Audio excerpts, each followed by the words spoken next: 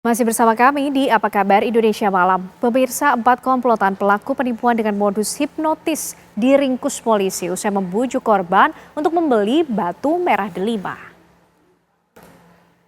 Pelaku menghipnotis dan membujuk korban ke ATM dengan menguras uang di rekening korban senilai 30 juta rupiah.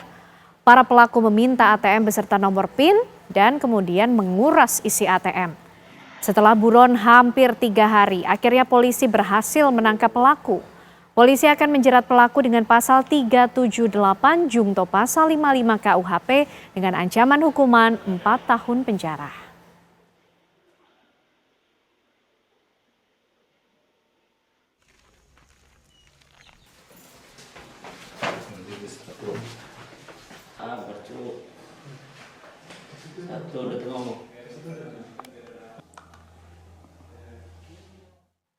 Kita akan coba perbarui informasi mengenai peristiwa ini pemirsa bersama dengan Ibtu Juherdi Sumandi, Kasat Reskrim Polres Lampung Barat. Selamat malam Pak Juherdi.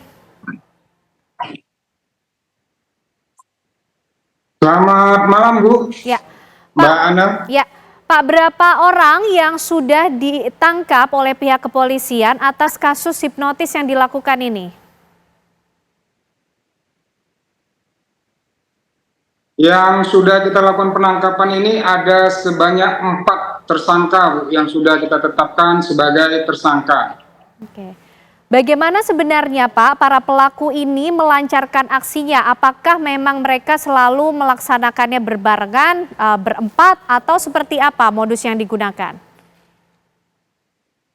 Ya, jadi dapat kita jelaskan bahwa memang para pelaku ini memiliki komplotan. Jadi 4 orang pelaku ini bersama-sama dan mereka memiliki perannya masing-masing gitu.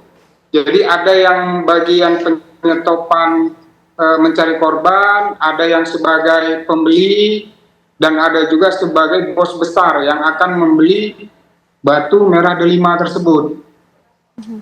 Apakah dalam setiap... Sehingga mereka, baik, gimana Mbak? Ya, silakan dilanjutkan Pak Herdi. Nah, jadi mereka ini membuat skenario. Sudah memang sebelum melakukan kejahatan ini mereka sudah membagi tugas.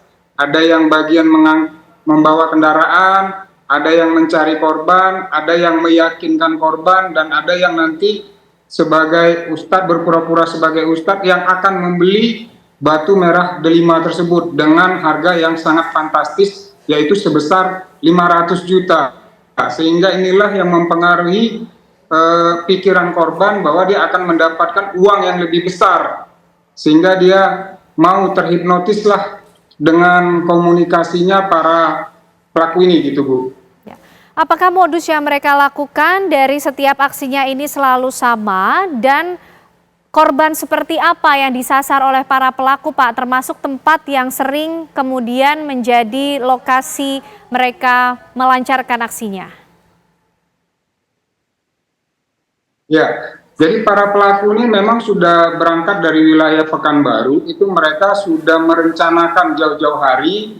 Jadi sebelum sampai ke wilayah kita di Lampung Barat, bahwa mereka mencari korban juga di wilayah Bengkulu, di Curug Bengkulu, kemudian di mana, kemudian barulah masuk ke wilayah kita di Lampung Barat. Dan ini juga mereka di dalam setiap perjalanan mereka selalu mencari korban. Namun ada beberapa korban yang mungkin tidak memiliki uang, sehingga tidak terjadilah aksi hipnotis dan penipuan ini gitu.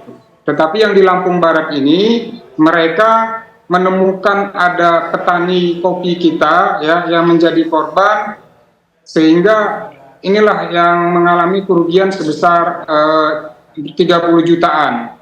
Jadi mereka ini mencari korban ini ngacak siapa saja yang mereka ajak komunikasi dan bisa mereka hipnotis, sehingga itulah yang menjadi target mereka. Yang penting korban ini memiliki uang, baik itu di ATM maupun itu di kantong mereka ataupun di rumah, mereka akan kejar terus. Yang penting mereka akan mendapatkan uang tersebut. Intinya seperti itu Bu. Sudah berapa lama para pelaku ini melancarkan aksinya dan berapa banyak yang sudah menjadi korban? Ya, yang dari pengakuan sementara ini kita masih dalami. Dari pengakuan mereka, mereka sudah 10 hari mobile, Bu. Jadi mereka jalan dari Pekanbaru di tempat ada kota, ada wilayah yang mereka yakin ini akan ada korban. Ada beberapa korban yang mereka sudah lakukan komunikasi, namun korban tersebut tidak memiliki uang, sehingga dengan adanya tidak uang itu maka menurut mereka tidak berhasil. Tapi korban-korban mereka ada beberapa yang sudah mereka ajak komunikasi seperti itu, Mbak Ana. Oke, aksi mereka ini bisa terungkap awalnya bagaimana, Pak Juherdi?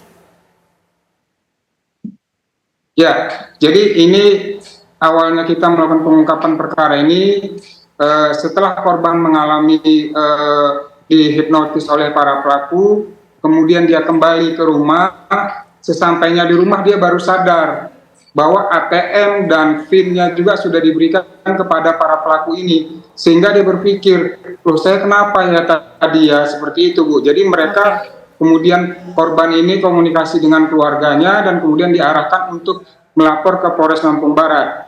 Dan kita juga dari para pelaku ini, karena kita pastikan bahwa pelaku ini mengendarai kendaraan, dan kemudian kita lakukan pengejaran karena pelaku ini lari lagi ke wilayah Metro Lampung, Bu, di wilayah kita, dan di sana pun ada korban yang jadi target mereka. Namun itu tadi yang saya sampaikan bahwa korbannya sudah berkomunikasi dengan para pelaku namun tidak memiliki uang, sehingga tidak terjadi. Oleh informasi-informasi inilah yang kita kejar, sehingga kita lakukan penangkapan terhadap pelaku ini bersama-sama tim TK Polda Lampung, Polres Lampung Barat. Baik, terima kasih Ibtu Juherdi Sumandi, Kasat Reskrim Polres Lampung Barat atas informasinya malam hari ini di Apa Kabar Indonesia Malam. Selamat malam, Pak.